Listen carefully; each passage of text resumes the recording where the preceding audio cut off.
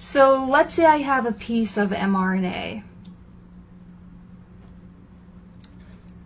And this mRNA was transcribed or copied from a piece of DNA, and it's holding information.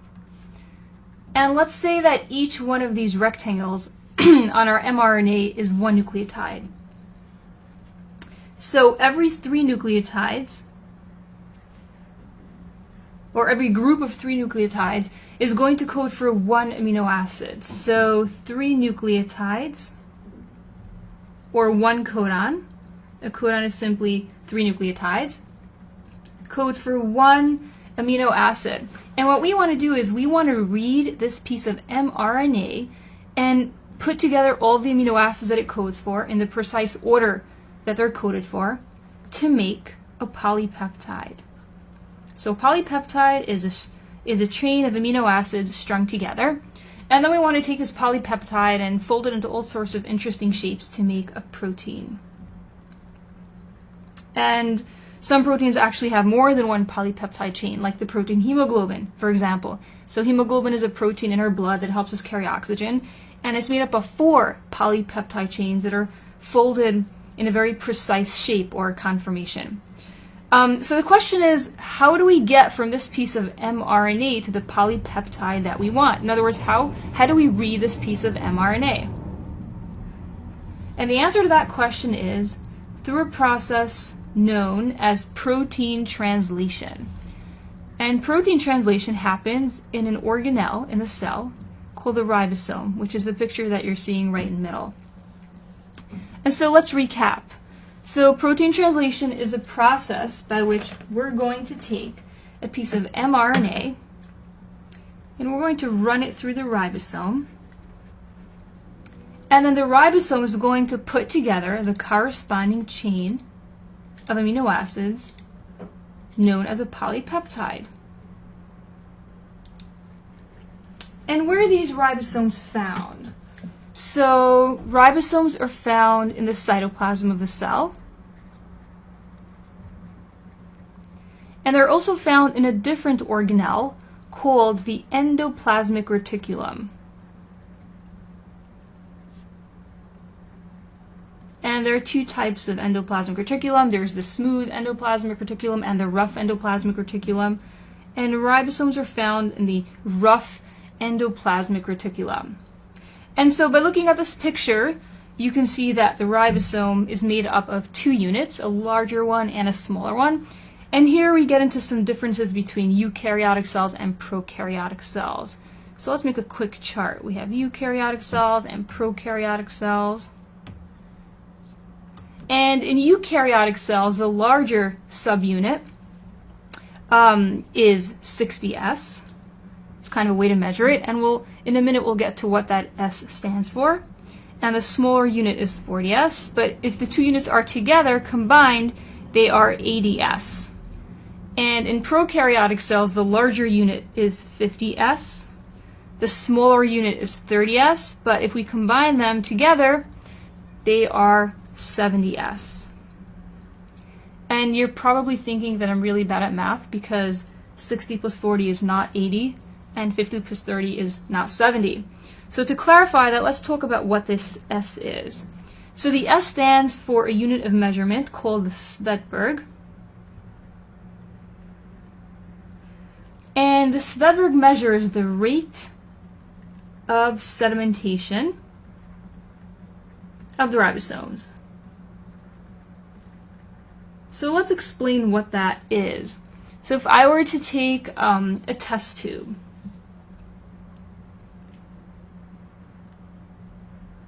and if I put some ribosomes into this test tube, some big ones, some little ones, some larger subunits, some smaller ones, some of them are combined large and small subunits, and if I were to take this test tube, and of course the ribosomes are suspended in some sort of liquid, and so if I were to take this test tube and spin it down in a centrifuge,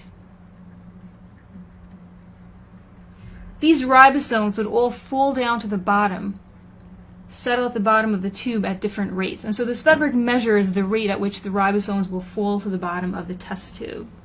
And because the Svedberg does not necessarily measure size, the numbers are not additive. they don't necessarily add up.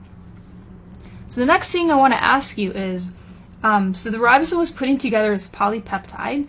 You know, he's stringing together the amino acids, but where are the amino acids coming from? Like, where are they? And the answer to that question is that floating around in the cytoplasm and in the endoplasmic reticulum, we have these molecules called tRNA, and they hold on to amino acids and bring the amino acids to the ribosome. So let's see what a tRNA molecule looks like. And I'm just going to get rid of some of this RNA that's coming out of the ribosome. And here's our tRNA molecule. And I did not draw this to scale, so a tRNA molecule is really much smaller than the ribosome. So it has this clover-like shape, and in real life it's actually a 3D structure. So we know it's made up of RNA. So what does that T stand for? That T stands for the word transfer. So this is transfer RNA, and the reason it's called transfer RNA is because its job is literally to transfer amino acids to the ribosome. So it's kind of like a mailman. It holds on to this package, the amino acid, and its job is to bring the package or amino acid to the proper address, which is the ribosome, or more specifically a particular place on the mRNA that's in the ribosome, but we're not going to get into that in such great detail right now. So let's focus on this tRNA molecule. And I want to look at one particular place on the tRNA molecule. This part right over here. I'm just going to make some room. And I picked that part because there, if you could see between the two yellow lines, there are 3 nucleotides there. I want to blow up those 3 nucleotides. And let's say that these 3 nucleotides are G, G, and G. And so the codon that's complementary to GGG is CCC. And the codon CCC happens to code for the amino acid proline. And so this particular tRNA molecule is going to carry the amino acid proline right over here. And it happens to be that the bond between the amino acid and this tRNA molecule is a very high energy bond. It's relatively unstable, and just keep that in mind because we'll talk about that a little bit more later. Let's do this again so that we get a clear idea of what's going on. Let's say that the codon that we're looking at did not read GGG. Let's say it read UUU. And again, remember, we're focusing on this bit right over here. And so the codon that's complementary to UUU is AAA. And AAA codes for the amino acid lysine. And so this particular tRNA molecule is going to carry the amino acid lysine right over here. And so the part on the tRNA molecule, the part over here that determines which amino acid the tRNA molecule is going to hold, is called the anticodon. And then its complementary codon right over here is, well, just a codon. And just bear in mind that the anticodon and codon are complementary to each other. And try not to get confused. The tRNA molecule is not going to hold on to the amino acid that's coded for by the anticodon. So UUU happens to code for the amino acid phenylalanine. But this tRNA molecule does not carry phenylalanine.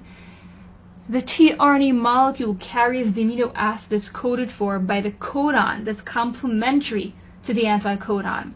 So in our case, the anticodon is UUU.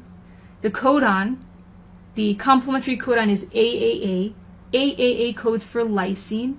And so this particular tRNA molecule is going to carry the amino acid lysine.